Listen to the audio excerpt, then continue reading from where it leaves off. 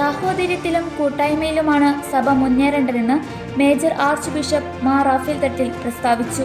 Zero Malabar സഭയുടെ 32ാമത് സിനഡിന്റെ 3ാം സമ്മേളനം സഭാ കാര്യാലയമായ മൗണ്ട് സെന്റ് തോമസിൽ ഉദ്ഘാടനം ചെയ്ത് സംസാരിക്കുകയായിരുന്നു മേജർ ആർച്ച് ബിഷപ്പ്.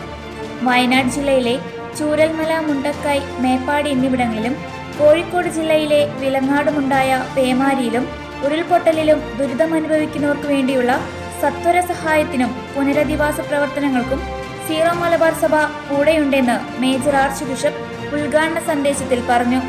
സമാനതകളില്ലാത്ത ഈ പ്രകൃതി ദുരന്തത്തിൽ മരണമടഞ്ഞവർക്ക് ആദരാഞ്ജലികൾ അർപ്പിച്ചുകൊണ്ട് സിനഡ് സമ്മേളനത്തിന്റെ ആരംഭത്തിൽ പിതാക്കന്മാർ മൗന പ്രാർത്ഥന നടത്തി.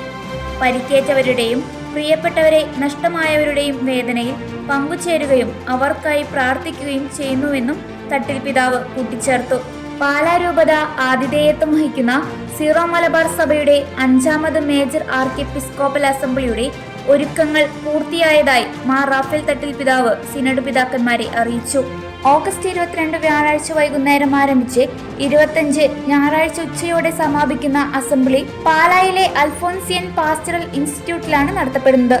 അസംബ്ലിയുടെ ഫലപ്രദമായ നടത്തിപ്പിനായി എല്ലാവരുടെയും പ്രാർത്ഥനയും സഹകരണവും മേജർ ആർച്ച് ബിഷപ്പ് അഭ്യർത്ഥിച്ചു.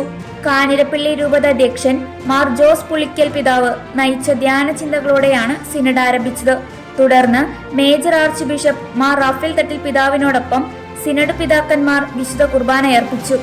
മേൽപ്പട്ട ശുശ്രൂഷയുടെ രജത ജൂബിലി ആഘോഷിക്കുന്ന മാർ ലോറൻസ് മുക്കുഴി പിതാവിന്റെ സേവനങ്ങളെ മേജർ ആർച്ച് ബിഷപ്പ് പ്രത്യേകം അനുസ്മരിച്ചു. ജൂബിലി നിറവിലായിരിക്കുന്ന ബെൽത്തങ്ങാടി രൂപതയ്ക്കും മേജർ ആർച്ച് ബിഷപ്പ് ആശംസകൾ അറിയിച്ചു. സഭയുടെ മേജർ സെമിനാരികളുടെ റെക്ടർമാരുടെയും വിവിധ കമ്മീഷനുകളുടെ സെക്രട്ടറിമാരുമായും സിനഡ് പിതാക്കന്മാർ കൂടിക്കാഴ്ച നടത്തും. സഭയെയും സമൂഹത്തെയും ബാധിക്കുന്ന വിവിധങ്ങളായ വിഷയങ്ങളെക്കുറിച്ച് സിനഡ് ചർച്ചകൾ ആരംഭിച്ചു. ഓഗസ്റ്റ് 31 ശനിയാഴ്ച സിനഡ് സമ്മേളനം സമാപിക്കും.